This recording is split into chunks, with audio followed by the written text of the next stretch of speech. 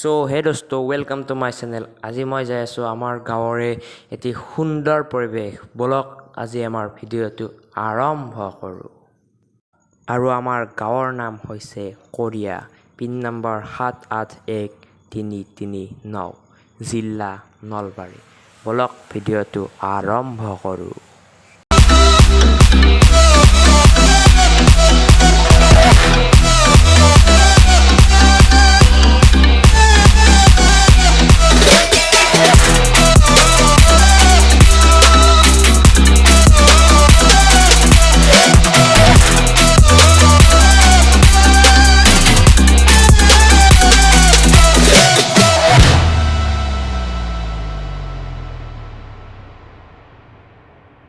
So finally একদম ৰাতি হৈ গ'ল।